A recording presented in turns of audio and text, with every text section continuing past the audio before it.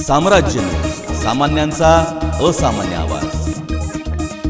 सोलापूर हैदराबाद राष्ट्रीय महामार्गावर असलेल्या दोड्डी फाट्याजवळ हैदराबादहून सोलापूरकडे निघालेल्या कंटेनरला वेगाने आलेल्या कारने पाठीमागून जोराची धडक दिल्याने कारमधील पती नागराज, पत्नी सत्यवती नागराज आणि कार चालक हे गंभीर जखमी झाले होते। यावेळी नागरिकांनी त्यांना उपचारासाठी शासकीय रुग्णालयात दाखल केले असता पती पत्नीचा उपचारादरम्यान मृत्यू झाला असून कार चालकावर खासगी रुग्णालयात उपचार चालू आहेत। या अपघाताची नोंद तालुका पोलीस ठाण्यात झाली आहे।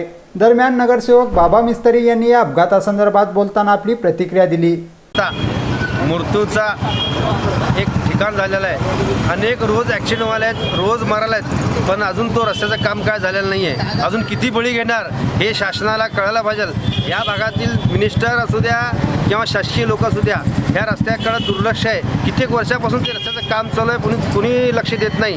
रोज एक ॲक्सिडेंट व्हायला आहे, रोज एक माणूस मरायला आहे। मोटरसायकलवर मरतात, कारमध्ये मरतात। हा व्यक्ती कुठला आहे माहीत नाही। कारमध्ये जे मिसेस त्यांनी चालले होते, फार मोठ्या प्रमाणात ॲक्सिडेंट झाला, ते अडकला होता। नागरिकांनी त्याला पत्रात तोडून बाहेर काढले तर एक हातच त्याचा बाहेर आला। म्हणजे एवढी दुर्घटना घडत आहे, तरी शासन डोळे झाकून बसलेलं आहे। मी या रस्ते विकास महामंडळाला आवाहन करतो की किती बळी घेणार। जर असंच झाला तर लाइलाजाने हे संपूर्ण सोलापूर रस्त्यावर उतरल्याशिवाय राहणार नाही।